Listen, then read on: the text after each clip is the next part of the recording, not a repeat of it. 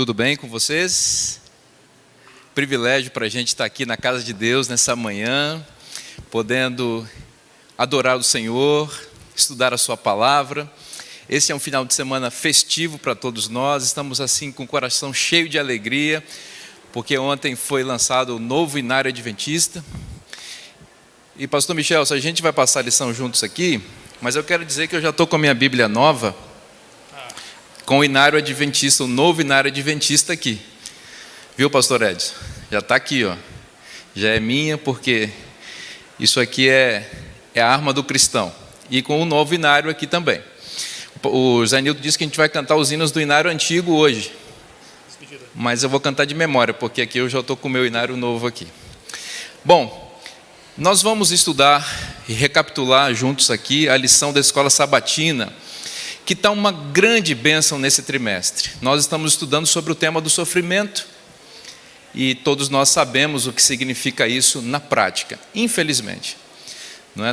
Todos nós já enfrentamos ou estamos enfrentando ou, infelizmente, em algum momento vamos enfrentar um crisol na vida. Pastor Michelson, nós vamos começar a estudar aqui, e você que é um homem assim polivalente, com várias formações, inclusive já foi químico, né?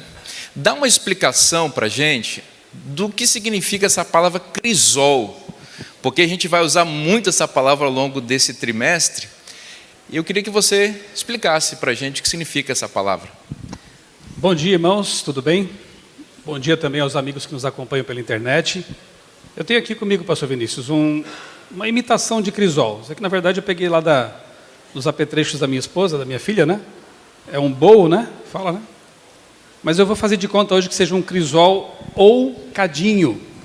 Eu usei bastante isso no laboratório quando eu estudei química, sou técnico em química, e usávamos os crisóis ou cadinhos, que são feitos, não é o caso aqui, né? Só ilustrativo, mas são feitos de uma cerâmica bastante resistente a temperaturas altas. Então é um pote, tem vários tamanhos, no qual você coloca substâncias que você quer ou misturar, fazer reagir quimicamente, ou fundir, derreter. E é bem interessante quando você analisa o processo que ocorre dentro dos crisóis, porque ele traz, pastor, várias ilustrações espirituais, e é por isso que eu entendo que esse utensílio é usado para ilustrar o processo de sofrimento, e não só isso, como Deus trabalha durante o processo. Por quê? Quando são colocados metais que se quer purificar dentro do cadinho, não é assim que acontece, pastor. O químico vai lá, coloca os metais e se afasta e deixa a coisa ali no fogo, como alguém que deixa uma panela de pressão durante alguns minutos ou até uma hora, se for o caso. Não. O químico acompanha o processo, porque ele tem que ficar ali retirando a escória, a sujeira, a impureza que sai do metal. Então, durante todo o processo de fundição, de aquecimento, de mistura ou de purificação, o químico no laboratório acompanha o processo. Isso é bem interessante. Então, resumindo, é para purificar, fundir, fazer reagir e tirar dali, pastor, algo diferente. Será que podemos aplicar isso espiritualmente aqui com a igreja? Eu acho que está aí, você já levantou a bola e agora você... É com vocês, pode, quem sabe, circular um microfone aí, né? Exatamente. Lembre do que eu falei aqui sobre o cadinho literal no laboratório e as lições espirituais que podemos tirar. Purificação, mistura, o acompanhamento do químico durante todo o processo, ele não abandona o metal fundido e depois tira dali alguma coisa diferente e melhor. Acho que está bem explicado, né? Vocês concordam com o pastor Michelson? Se discordar, tem que ir para o laboratório para ver como é que é, né? Alguém gostaria de complementar esta afirmação dele, muito interessante, que o químico acompanha todo o processo de depuração do metal para purificar, depurar e para produzir algo melhor. Então, quando a gente vai para o crisol, e quando Deus permite que a gente vá para o crisol, Ele tem propósitos de salvação para a nossa vida. Nós não gostamos de sofrer, nós não somos masoquistas, é verdade. Mas vamos fazer dos limões do sofrimento da vida saborosas limonadas, né, de aprendizado, de crescimento, de amadurecimento, para que o nome de Deus seja glorificado por meio da nossa vida. Agora, vamos conversar um pouquinho, e por favor, vocês fiquem à vontade para falar, a gente gosta de ouvir vocês, aqui não é uma pregação de dois, vocês podem participar, pode levantar a mão, é um prazer ouvir o comentário de vocês, tá? Vamos falar um pouquinho sobre os propósitos, né? Você já deu essa introdução, por que a gente sofre, e aliás, na realidade, como é que o sofrimento vai acontecendo? Porque ele tem causas, melhor do que propósitos aqui, causas para o sofrimento. Antes de falar disso, 1 Pedro, que é o verso áureo aqui, ou para memorizar da lição, aparece com uma expressão bastante interessante. Diz assim: amados, não estranhem o fogo que surge no meio de vocês. Então, não estranhem o sofrimento e a provação. Então, não se surpreendam. Às vezes a gente pensa que o sofrimento é uma coisa que nunca vai chegar na casa da gente. Não é? A gente fica olhando, às vezes, notícias ruins, tragédias e tal, e a gente pensa, isso está lá longe. Mas a verdade triste é que, às vezes, a dor vem bater à nossa porta. Não é assim? Então, o apóstolo já está nos dizendo, olha, não estranhe isso daí. É uma coisa que é uma realidade, vai acontecer. O fogo vai surgir no meio de vocês para pô-los à prova. E não pensem que isso é algo extraordinário, como se estivesse acontecendo. Pastor Michel, a gente não gosta de sofrer, né? Mas às vezes acontece. É bom já logo de início deixar claro que o sofrimento jamais é causado por Deus. Ele apenas permite para o nosso bem neste mundo que é o cadinho, né? Quando o universo for purificado, restaurado, a terra for recriada por Deus, o sofrimento não existirá e tampouco terá um fator pedagógico, mas nesse mundo ele tem isso aí. Eu até gosto de comparar assim, quando minha mãe me convidava para capinar o quintal, eu nunca gostei disso, mas fazer o quê, né? Ela pedia ajuda e íamos lá com a enxada para capinar o quintal. Nos primeiros dias as mãos ficavam horríveis, cheias de bolhas. Mas à medida que você persevera na atividade ali, começa a criar calos, né? Na bicicleta, a mesma coisa, né? Quando você pratica muita bicicleta ali, você não usa luvas, cria calos, e os calos são proteção para nós. Neste mundo de pecado em que o sofrimento é inevitável, que nós não devemos estranhar o sofrimento, porque ele vem, nós precisamos criar calos espirituais, calos morais, digamos assim, e Deus permite então, né, pastor, para que nós possamos ser mais fortes, mais resilientes, resistentes às provações da vida. E isso é para o nosso bem. Claro que ninguém gosta de passar por isso, né, pastor? Mas só que depois de ter passado, o resultado sempre é positivo quando estamos nas mãos de Deus. Olha que surpreendente, o texto continua dizendo, pelo contrário, vocês não devem estranhar o sofrimento, pelo contrário, vocês devem se alegrar. Como é que a gente explica isso, né? Vocês devem se alegrar na medida em que são coparticipantes dos sofrimentos de Cristo. Irmãos, os sofrimentos de Cristo na cruz, eles são todo abrangentes para a salvação. Nós não precisamos fazer nada para complementar aquilo que Cristo fez para nos salvar. Ele pagou um preço altíssimo. No entanto, o apóstolo aqui está dizendo que nós devemos nos alegrar por sofrer também como Cristo sofreu. Por quê, pastor Michel? É uma bem-aventurança, na verdade, né? Bem-aventurados sois quando vos perseguirem, vos injuriarem e disserem todo o mal contra vocês, por amor do meu nome, né? Por mim. Então, o único sofrimento que nos deve trazer alegria é quando estamos sofrendo por Cristo. Quando é porque pisamos na bola, fizemos alguma coisa errada, não é motivo de alegria. Embora devamos ser submissos e aceitar a repreensão de Deus. A alegria é só quando somos perseguidos, sofremos por amor de Cristo. E se nós estamos sofrendo por amor de Cristo, e como Cristo, significa que o caráter de Cristo está sendo impresso em nossa vida. Porque este mundo não vai perseguir ou não vai fazer sofrer aqueles que não estão imitando a Cristo. Então, o sofrimento baseado na justiça, no amor à lei, na obediência, na santificação, como resultado dessas coisas, evidencia que um processo de transformação de caráter está em nossa vida. Isso mostra que nosso ser, nossa face, a nossa imagem está se assemelhando a de Jesus, e isso deve ser motivo de alegria. E automaticamente, quando nos assemelhamos a Cristo e seguimos as orientações dele na palavra, estamos remando contra a correnteza. E isso traz algum sofrimento. Pergunte a um jovem adventista que é fiel durante o tempo da universidade, por exemplo. Aliás, semana que vem, às 16h, já fica aqui o convite, nós teremos aqui um simpósio universitário, uma jornada universitária. O pastor Hélio Carnassali, o Fábio Bergamo e eu estaremos aqui para falar desse assunto. Como enfrentar o campus universitário secular especialmente. Então pergunte a um jovem que enfrentou isso, para você ver como há sofrimentos, como há cancelamentos, como há certas perseguições, mas isso sendo, repito, por amor à verdade, é motivo de honra. Claro que não devemos também provocar essas coisas, né? Mas naturalmente, inevitavelmente, por nós marcharmos contra a corrente, aí nadarmos contra a corrente, nós teremos atritos, teremos alguns sofrimentos inclusive, mas fiquemos firmes, porque Jesus disse, eu venci o mundo. Veja, a gente tem que pensar também que a gente está nesse mundo de pecado e que Satanás é o príncipe desse mundo.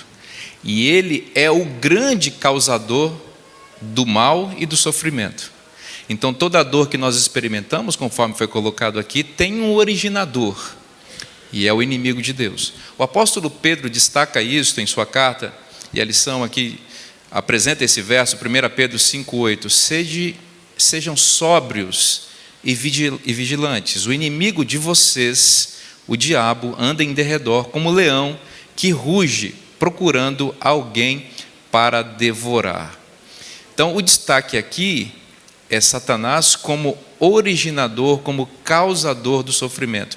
E aqui a metáfora bíblica para descrever o inimigo é o leão. Eu acho interessante este animal aqui, da forma como está retratado, porque evidencia a violência, a agressividade.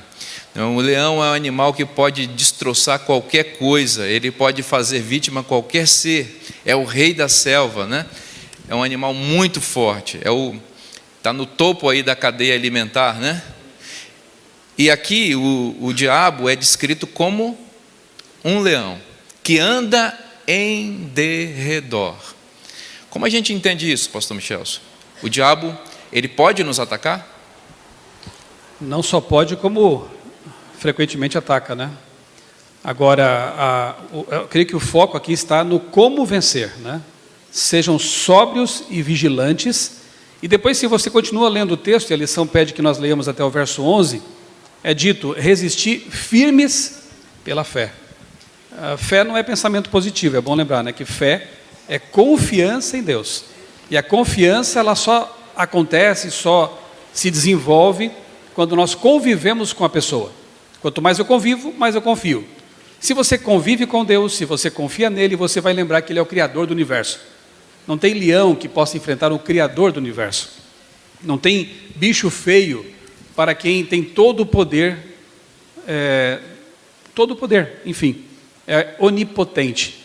Então, quando confiamos em Deus, ainda que sejamos açoitados pelo inimigo, nós sabemos que Deus está conduzindo as coisas. Ah, mas e se eu ficar doente e morrer? Também está conduzindo as coisas. Se for para a sua salvação eterna, Deus está trabalhando ali também. Então, o que importa é nós entregarmos nosso caminho ao Senhor, confiar nele e saber que ele fará o que é bom para nós. Agora, o que é sobriedade? Há muitas pessoas que pensam que estar sob o poder de Satanás é como acontece frequentemente por aí, cair no chão, espumando, né? Sendo possuído pelo demônio. Há muitas outras formas pelas quais Satanás toma conta da vida das pessoas. Dos não sóbrios, dos inebriados pela cultura, pelos conteúdos que consomem, talvez ouvindo lá sua playlist, quem sabe ali na internet ou na TV, na tela de um celular. Essas coisas tiram nossa sobriedade, pela intemperança também, a forma como vivemos, como levamos nosso estilo de vida. Todas essas formas e outras mais acabam nos obscurecendo os pensamentos. E uma mente obscurecida, uma mente obnublada, como diz Ellen White, né?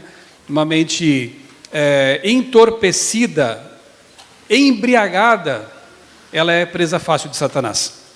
Mantenhamos a sobriedade, mente clara, para discernir os perigos aí na vida, e não temamos o leão, porque o leão de Judá é muito mais forte do que o leão Satanás. É interessante, amém, Deus seja louvado por isso. É interessante a gente pensar que o salmista diz que o anjo do Senhor acampa-se ao redor daquele que os temem e os livra. Observe aqui, Pedro usa também a mesma expressão, que o leão agora, referindo-se a Satanás, está em derredor. E aí como a gente entende, né? O anjo ao redor, protegendo, e o leão também em derredor. E aí acho que você colocou o ponto que é central para a gente estar protegido dos ataques do leão. Sobriedade, vigilância, que estão associados aos motivos pelos quais o anjo nos defende. Temer a Deus. Temer a Deus é guardar os mandamentos de Deus. É óbvio que isso não significa que o cristão não vai enfrentar o sofrimento. Nós enfrentamos, já mencionamos isso daqui. Estamos num grande conflito e essa luta cósmica, às vezes nos atinge. E o inimigo, em realidade, atinge a nossa vida para ferir o coração de Deus, muitas vezes. Mas a proteção de Deus é mais ampla do que apenas o aspecto físico. Ela envolve, sobretudo, a proteção espiritual relacionada com a sobriedade, com a vigilância e com o temor do Senhor. Se nós ficarmos vigilantes, sóbrios e tementes a Deus, obedecendo seus mandamentos, no fim das contas, nós seremos realmente protegidos, porque ganharemos ou receberemos a vida eterna, que é o grande propósito de Deus para a nossa vida. Pastor, neste mundo todos inevitavelmente vão sofrer. Cristãos ou não, crentes ou não, passamos pelo processo de envelhecimento e eventualmente morremos se Jesus demorar um pouco mais para voltar. Eu sempre cito esse exemplo, acho interessante, minha família já está cansada de ouvir, mas eu acho bem ilustrativo. Eu tive um professor de física no ensino médio, ateu, muito inteligente, muito capaz, mas de vez em quando ele nos assustava na sala de aula. Ele parava de explicar a matéria, dava um soco no quadro e dizia assim: para que estudar tanto se um dia eu vou morrer? E a gente ficava pensando, é verdade, né? Eu queria estar na praia agora, não nessa aula. Então, a forma como você reage ao sofrimento depende da sua cosmovisão, de quem você é, do que você crê. Vários aqui, eu inclusive, você também perdeu um amigo recentemente, mais ou menos recentemente, perdi meu pai pela Covid aí. Vários aqui, se não todos, já tiveram perdas assim que são massacrantes, que apertam demais o coração. Quando a gente está de fora observando alguém passando por essas experiências, a gente só vai lá ali, dá um abraço, solidariza, mas você não está na pele da pessoa e às vezes fica pensando como ele consegue suportar isso. Como essa pessoa que perdeu o cônjuge consegue suportar isso? Como esse que perdeu um filho consegue suportar isso? E nessas horas eu lembro de um texto de Ellen White em que ela diz que é nesses momentos de dor e perda que Deus está mais pertinho da gente. É assim que a gente suporta. Antes de ser adventista, me tornar adventista, eu me lembro assim, porque ficou um trauma, né, na minha memória, pastor, de sepultamentos não adventistas, em que era desesperador ver a mãe se atirando sobre o caixão, aquelas pessoas ali desesperadas, não sabendo para onde o querido iria. E eu me lembro disso, perdi um primo quando era bem novo também, adolescente, e foi terrível.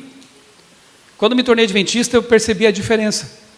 Pessoas com os olhos cheios de lágrimas, claro, chorando, sentindo saudade, mas eu não vi mais desespero. E na Bíblia eu descobri o motivo, porque essas pessoas não se desesperam. O sofrimento é o mesmo, a perda é a mesma, a reação é diferente. Paulo diz lá em Tessalonicenses: não queremos que vocês se entristeçam como os demais. Entristecer-se é normal, não somos masoquistas, mas não como os demais que não têm esperança. A esperança que nós temos, ela muda completamente a forma como reagimos à dor. Muito bem, estou pensando em convidar você para lições da Bíblia, eu acho que vai ser uma boa parceria. Será um prazer. Aprova, pastor Toninho? Vamos chamar então, rapaz. Na verdade eu já chamei, ele não pôde. Vai ser um privilégio, pastor Michelson. Agora, vamos continuando com as causas da dor e do sofrimento. Nós já falamos aí que Deus permite, não é? Nós já falamos que Satanás é um originador. Agora, existe também uma origem. Vamos diferenciar originador e origem, não é? O originador é uma pessoa, Satanás, e a origem é uma coisa, uma ideia, uma essência. E aqui o apóstolo Paulo nos ajuda a entender isso em Romanos 1,18.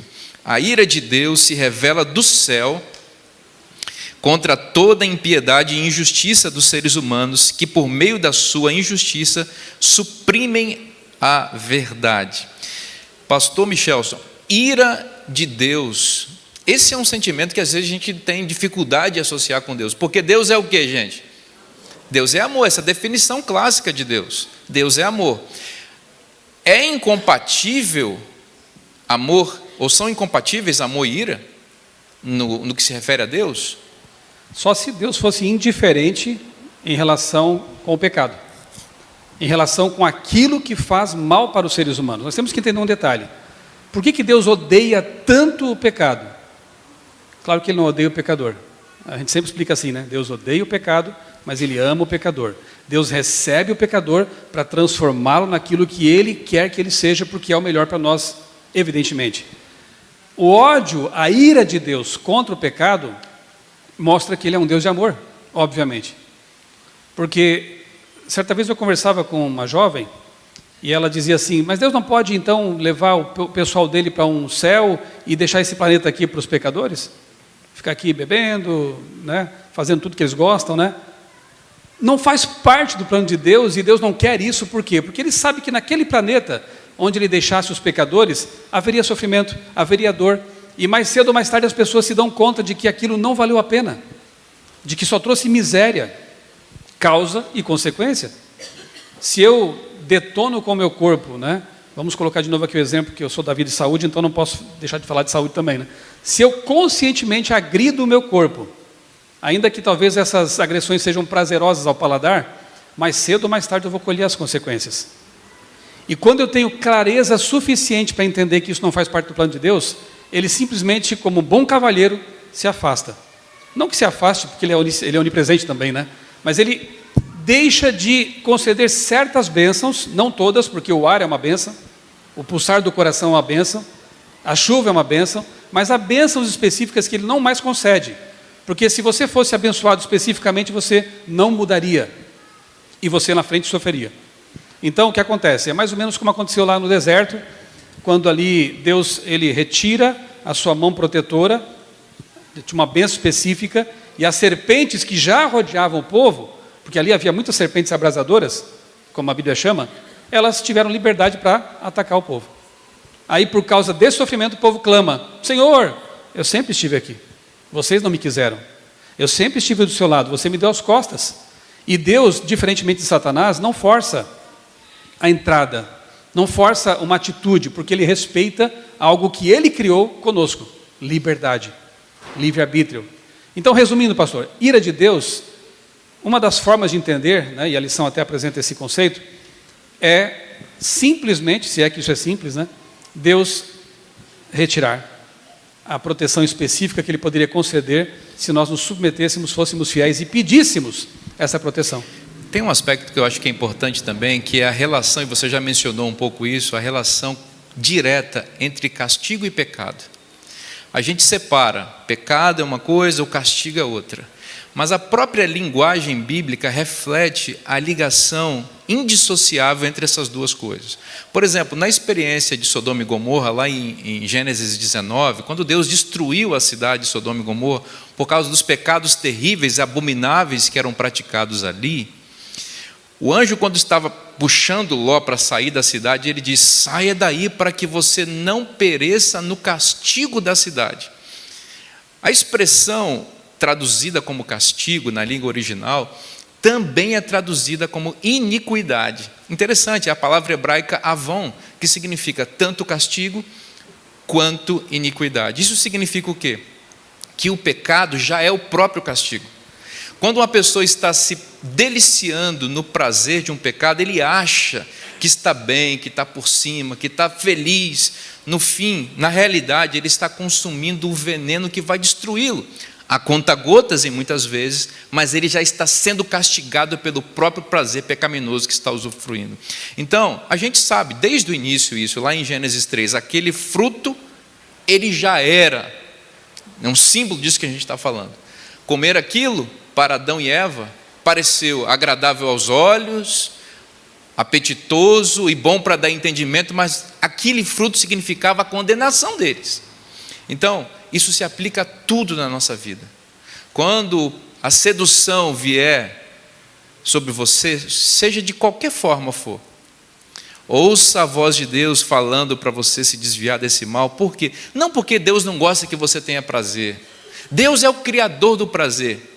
Deus é o criador da felicidade, da alegria. Foi Ele que colocou isso em nós e o desejo de ter essas coisas. Mas quando Ele diz que algumas coisas não devem ser praticadas, ou que não devem ser praticadas em determinados contextos, e aqui quem lê entenda o que eu estou falando, quem tem ouvidos ouça o que o Espírito diz à igreja. Quando Deus fala essas coisas, Ele sabe o que é melhor para nós, porque foi Ele que nos fez. E Ele sabe que se a gente fizer o uso daquilo que não é apropriado, ou da forma como Ele não permitiu, nós vamos nos autodestruir. E aí, isso significa que a ira dele vai se manifestar sobre nós. É sobre isso que o apóstolo está falando em Romanos 1. E ali ele dá exemplos de perversões sexuais, que estão presentes no nosso mundo hoje, como estiveram presentes no mundo antediluviano, causa da destruição daquele mundo, as cidades iníquas de Sodoma e Gomorra. Deus está dizendo, olha, este é um caminho de destruição. E a sociedade sempre, a contemporânea, sempre quer dizer, não, não é por aí, não é bem assim, a gente é livre para fazer o que quer com a nossa vida, com o nosso corpo, meu corpo, minhas regras. Não é assim que as pessoas vão falando? E elas estão, na verdade, o quê? Se destruindo com o castigo. O pecado e o castigo são sinônimos na Bíblia. Lembremos disso. Todas as leis de Deus são perfeitas. Dizer o contrário é dizer que Deus é imperfeito, né? Então, se eu decidir violar uma dessas leis, eu quero desafiar a gravidade. Tudo bem, você pode subir ali na galeria, se atirar para baixo aqui e desafiar a lei da gravidade, só que você vai sofrer as consequências. Todas as leis de Deus, quer sejam biológicas, físicas ou morais, são perfeitas. O que acontece é que quase sempre, né, as pessoas que enveredam por esses caminhos de desobediência e iniquidade, e Romanos 1, que é o texto da lição, que a lição propôs aqui na terça-feira para nós estudarmos, ele fala exatamente disso, né? Deus é o Criador, Deus se revela na criação, Deus estabeleceu uma lei perfeita, uma forma perfeita de viver, mesmo em um mundo de pecado, mas há pessoas que insistem em não querer mais viver dessa forma. Inevitavelmente, elas chegarão a um ponto em que vão fazer aquilo que o diabo mais quer, negar a verdade revelada de Deus. Bom, já que a Bíblia não me aceita, então eu não quero mais saber da Bíblia. Ponto. Essa é a consequência. Então aí eu vejo uma armadilha diabólica terrível, porque ele usa pessoas que são fragilizadas pelo pecado, pessoas que temos que amar, pessoas que temos que receber, para levá-las cada vez mais fundo, ao ponto de um momento elas negarem a própria palavra de Deus, que não só as condena, mas propõe um caminho de salvação, de restauração, de vida alinhada com a lei de Deus que é perfeita. Fora disso, o sofrimento existe e por isso que Deus não tolera esse tipo de coisa. Não é intolerante com a pessoa, ele é intolerante com o pecado que vai destruir aquela pessoa. Você viu que ele sentou ali, né? Eu não vi. Não estou vendo Você nada. Nem viu, né? Não vi. Bota de novo isso aí para o pastor Michelson ver também. Eu não gosto de cronômetros. Isso, se a gente passar daquilo ali, é avon, é iniquidade, é pecado. Consciente, né? É, consciente. Não querendo acrescentar mais, porque eu acho que o ponto é esse. A igreja tem o dever de fazer o papel de Deus na sociedade, alertar as pessoas do castigo que vem. A terceira mensagem angélica é exatamente isso. Se alguém adora a besta e a sua imagem, vai perecer no fogo, enxofre que não tem descanso nem de dia nem de noite. Nós não podemos passar a mão ou relativizar o pecado para tentar acomodar as pessoas ou confortar as pessoas na sua condição pecaminosa, porque Deus vai nos pedir conta disso. Não é tempo de relativizar nada, de atualizar nada daquilo que Deus disse que é eterno e para sempre. Por quê? Porque Deus sabe o que é melhor para nós, e a ira dele vai se manifestar contra toda forma de injustiça. E não pensem que os pecados envelhecem, meus irmãos, ou que os pecados têm prazo de validade. Os pecados são eternos, porque eles são afronta à eterna lei de Deus, ao caráter de Deus. Então, com muito amor, com muito jeito, com muita estratégia. O nosso dever como servos de Deus hoje é ser uma luz nesse mundo. Primeiro, com nossas atitudes, conformadas com o Espírito Santo. Segundo, com as nossas palavras, com a nossa atitude, com a nossa postura, com a nossa firmeza de posição, para que o mundo tenha uma oportunidade de se livrar da condenação e do castigo que virá contra aqueles que praticam toda Pastor forma Vinícius, de justiça. deixa eu confessar algo aqui para a igreja. Você gosta, né? Nem sempre. Nem sempre, porque você vai entender por quê, né? Antes de me tornar adventista, eu bebia. Não era um beberrão, ébrio, mas eu bebia. Com os Nem amigos. consigo imaginar você bebendo. Pois é, graças a Deus. Deus seja louvado por isso. Hoje eu gosto de suco Você tem de uva. certeza disso? Pois é. Bebia, eu ouvia músicas do estilo rock progressivo. Eu assistia filmes de todo tipo, filme de terror, inclusive. Graças a Deus, Ele me deu força para mudar esse paladar, essas preferências, porque depois, estudando esse assunto, até escrevi depois um livrinho sobre isso, né?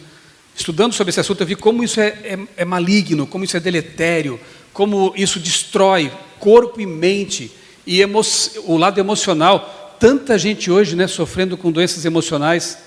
Claro que isso é multifatorial, tem vários problemas, mas eu tenho certeza que um dos é o consumo desses conteúdos, dessas tecnologias, excesso de telas e por aí vai. Deus quer que você seja uma pessoa feliz, o mais saudável possível nesse mundo de pecado, emocionalmente estável, tranquilo. E o diabo não quer isso. Então, se ele pôde mudar meus paladares, minhas preferências, e é um processo que dura toda uma vida, ainda estou sendo trabalhado no crisol de Deus o tempo todo, ele pode mudar qualquer tipo. E tem um texto de Ellen White que eu acho tremendamente esperançoso. Ela diz assim: Deus pode mudar as tendências herdadas, genética, também tem isso que é terrível nesse mundo, herdamos coisas dos pais, dos avós. Deus pode mudar as tendências herdadas e cultivadas, aquelas que desde a infância você vem alimentando, cultivando o pecado acariciado. Deus pode mudar isso, Ele tem o poder para fazer isso.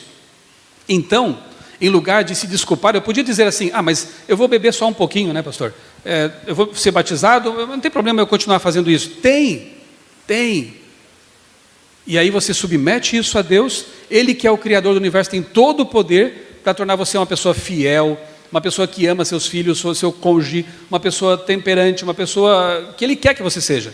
E você perceberá depois como você é mais feliz assim. Pastor, você vê que exemplo... eu era feliz, mas eu não sabia o que era ser realmente feliz. Você vê que exemplo bom você deu, né? Porque se você continuasse bebendo, com essa idade toda que você tem, você ia aparecer... Você não ia aparecer tão jovem como você está assim agora. Ele gosta, né? Brincadeira, o pastor Michel está com... 50. Pareço 49, eu sei, mas... Vamos deixar esses comentários para lá, né? Mas estou lá, academia, pedalando. Se você estivesse bebendo, você não estava aí acho tão não, bem né? assim, né? É isso daí. Agora, pastor, acho que se ele nos der um minuto... Ele saiu. Não, ele saiu. Ele saiu, não tem mais cronômetro. Um minuto para a gente falar sobre a questão da maturidade espiritual. É 10h55. Então está ótimo. É 9h55, na verdade. Prossiga. Então. Pastor Michelson, e quando Deus é o originador do sofrimento? Isso é uma coisa estranha, né? Quando Deus realmente faz algo para nos provar. Penso, por exemplo, na experiência de Abraão, né? Gênesis 22. Deus pediu que Abraão oferecesse o seu próprio filho em holocausto. Por que Deus faz essas coisas com a gente? Quais são os propósitos dele quando ele permite a dor e o sofrimento? Aí já não é tentação, né? É prova. O que vocês diriam para alguém? Como vocês responderiam essa questão? Tem o caso de Jó, tem o caso de Abraão, aqui mencionado pelo pastor Vinícius, né? Que prova mais excruciante aquela de entregar o próprio filho. Né? Claro que Deus não ia permitir que um sacrifício humano fosse realizado, mas no primeiro momento Abraão deve ter pensado: como assim? Eu conheço a Deus, Deus jamais pediria uma coisa dessa, mas justamente por conhecer Deus, ele sabia que a voz era dele, não do diabo. É Deus mesmo que está mandando fazer isso. E agora? Tenta imaginar quantos pensamentos devem ter passado pela cabeça de Abraão à medida que ele caminhava com o filho até o monte. Foram muitas horas ali de caminhada, dúvidas, incertezas, e aquilo tudo purificando o patriarca. E mais do que isso, né? Servindo de ilustração para o universo daquilo que um dia o próprio Deus faria, mas não haveria alguém para impedir o cutelo, a cruz, de matar Jesus. Abraão não precisou matar, mas ilustrou para todo o universo o que aconteceria. Era uma Bíblia viva naquele momento. Então Deus permite quando Ele tem planos especiais para nós. Poderia citar um exemplo do Novo Testamento que me ocorre agora. Jesus, teu amigo está doente, Lázaro. E pensa, amigão de Jesus, não era de se esperar que ele largasse tudo e fosse correndo para a casa de Lázaro curá-lo, mas Jesus atrasa, aspas aqui bem grandes, não atrasa, porque ele nunca atrasa. Jesus demora, aspas, não demora. E quando ele decide ir, Lázaro já havia morrido. Puxa vida, como é que Deus faz uma coisa dessa? Deixa o seu amigo morrer. Nós temos que aprender a enxergar a vida com os olhos de Deus. Não é fácil, né? Mas quanto mais você lê a Bíblia, mais você desenvolve essa capacidade. Enxergar a vida com as lentes da eternidade. Porque Jesus, quando atrasa, entre aspas, ele tem um plano. Aqueles que esperavam uma simples cura, não sabemos qual era a doença, receberam uma ressurreição. Então, quando Deus ele age de modo diferente do que nós esperamos, nós temos é que descansar em Deus. Repito, entrega teu caminho ao Senhor, confia nele, e Ele vai fazer o que é o melhor. E se esse melhor for até a sua morte, que assim seja, para salvar você eternamente. Então nós temos que, repito, olhar as coisas com as lentes de Deus e da eternidade. Aí fica mais suportável, e as coisas ficam mais lógicas e coerentes para nós. Se eu estou nas mãos de Deus, vivendo alinhado com a vontade dEle, e isso está me acontecendo, todas as coisas contribuem para o bem daqueles que amam a Deus. Pastor Michel, eu também fui... Mas acho que eu não respondi a sua pergunta assim diretamente, né? Eu deixei para você mesmo. Por que Deus traz o sofrimento? Ele fez isso com Israel, não fez? Fez. Jeremias.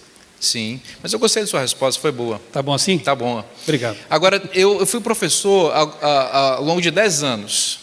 E um professor que ama a sala de aula e os alunos, ele pensa todas as estratégias possíveis para ganhar a atenção dos alunos. Eles são bons alunos aqui, eles estão prestando atenção. Você é um bom professor. E eu ficava pensando o que vamos fazer para os alunos prestarem atenção nas aulas, mas é muito difícil, especialmente quando são adolescentes, você chamar a atenção deles. Então você tem que fazer uma série de estratégias pedagógicas, mas dificilmente se alcança 100% da atenção dos alunos. Aí eu percebi uma coisa, que o dia que os alunos ficavam mais atentos, mais silenciosos, que eu podia quase que ouvir o barulho dos neurônios deles se movimentando. Sabe que dia que era? No dia da prova. No dia da prova era um silêncio absoluto na sala. E os meus alunos refletiam muito mais nas provas do que nas aulas. E eu entendi que as minhas provas, muito mais do que aferir conhecimento dos meus alunos, era uma oportunidade que eu tinha de ensinar coisas para eles naquele momento. E aí eu percebi por que Deus nos prova muitas vezes. Porque nós não aprenderíamos algumas lições na vida se não fossem as provas. Então veja, você falou de Abraão, eu também aqui.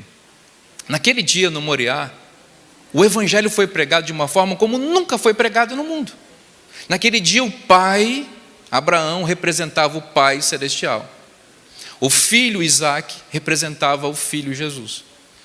Ali o tipo claro estava sendo estabelecido, para que nós entendêssemos o que Deus um dia faria para salvar a humanidade enviando o seu filho. Foi no momento de prova. Então é possível, pastor Michelson, que aqui nesta manhã esteja alguém enfrentando a prova, está no crisol. E que Deus está permitindo isso, e você está sofrendo, e você não está entendendo. Deixa eu dizer uma coisa para você. Este é um momento que você tem para exaltar o nome de Deus, para entender coisas que você não entenderia de outra maneira. E eu tenho certeza, se você passar pela prova com fé, confiando nas promessas de Deus, você vai sair dessa situação melhor do que você entrou. Você vai sair com maturidade espiritual, com conhecimento, com entendimento, com experiência, com empatia para entender a dor e o sofrimento de outras pessoas, refletindo o caráter e a justiça de Cristo. Então aproveite esse momento. Não para gostar de sofrer, mas para aprender lições que você não aprenderia de outra maneira. Pastor, eu lembrei agora também de um grande autor, apologeta cristão, ex-ateu, C.S. Lewis. Ele escreveu 2 livros sobre o sofrimento. Um antes da esposa morrer, então ele teorizou sobre o sofrimento, um bom livro, e um outro depois que ela faleceu, a amada esposa de Lewis. Num desses livros, não me recordo agora qual deles, ele diz que, e ele falou isso várias vezes, né, em algumas ocasiões, que Deus muitas vezes usa o sofrimento e a dor como um megafone. Ele prefere sussurrar. Ele prefere falar pela sua palavra de formas mais discretas, tranquilas, amorosas. Mas quando a pessoa insiste num caminho de perigo, de pecado, de destruição, ele usa o megafone. Ele se arrisca, porque alguns vão se revoltar com o megafone. Alguns vão ficar com raiva. Mas se for a última forma possível de ele acordar um pecador, ele vai usar o megafone. E o megafone vai vir pode ser uma série de coisas, né?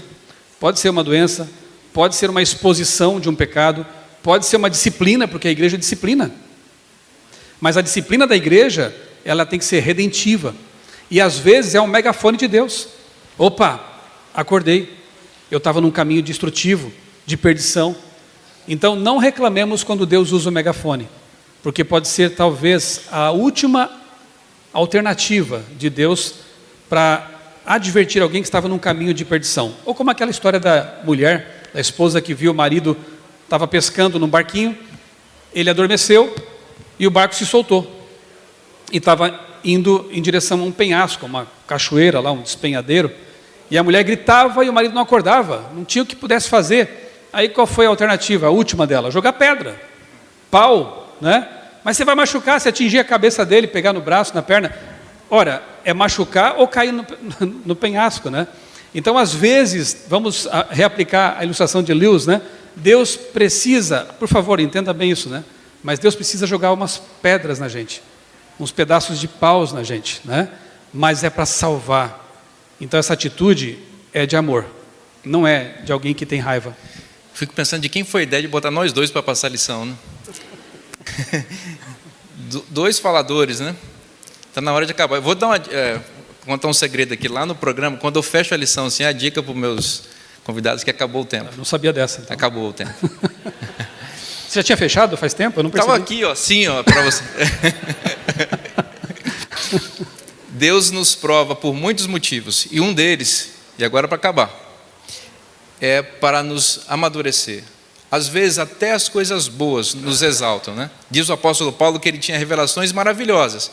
E isso pode causar orgulho. Então, para que ele não se ensoberbecesse, Deus permitiu o quê? Um espinho na carne. Que é esse megafone, né? Que é essas pedradas que você mencionava, para levar Paulo para o lugar certo. Às vezes a gente quer se achar, olha como eu sou bom, como eu sou tal, como eu orei, como eu preguei, como eu cantei, como as pessoas gostam de mim na igreja, olha os meus talentos, minhas funções, meus cargos, olha quem eu sou. Aí Deus vai lá e permite que alguma coisa ruim aconteça para a gente entender que a gente é ser humano, que tudo que é bom que nós temos e fazemos vem de Deus e não é de nós. E que toda a glória e toda a honra deve ser devotada a Ele e não a nós. Pastor, você é editor dos livros de Ellen White. Está fechado, vocês estão vendo, né?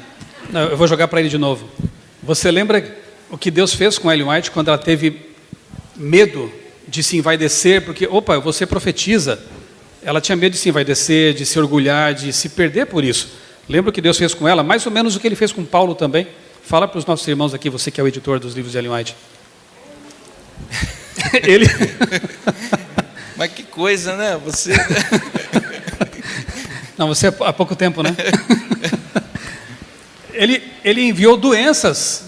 Ellen White teve uma vida de sofrimento. Mas eu ia responder isso mesmo. Poxa, é que você titubeou um pouquinho, eu achei que eu tinha que complementar. Mas vá lá, por favor. Ele enviou doenças. Pode complementar agora. A irmã White, ela teve uma vida de sofrimentos, não é? Dos 4 filhos, perdeu 2. Não foi que Deus enviou isso contra, né? Era uma época de muitas doenças, muitas perdas, mas alguém podia pensar, profetiza, vai dar tudo certo, mar de rosas. Perdeu 2 filhos, um era bebezinho, o outro adolescente. É verdade. Quando escrevi o grande conflito, lembra disso? Vamos entregar ano que vem aos milhões. havia dias em que ela não tinha força nem para segurar a caneta, a pena, de tão fraca que ela estava por causa de uma doença. Era açoitada o tempo todo, mas ela manteve a fé e terminou seus dias dizendo: eu sei em que eu creio. Ela pediu, pastor, uma vez eu pedi uma coisa para Deus, eu me coloquei num risco também, eu falei assim: Senhor, se algum dia eu pensar em sair da igreja, arranca um braço, me arranca uma perna. Eu pedi isso. É perigoso, né? Mas que se for para perder um braço, uma perna, a visão, para ganhar a vida eterna, que assim seja. Amém.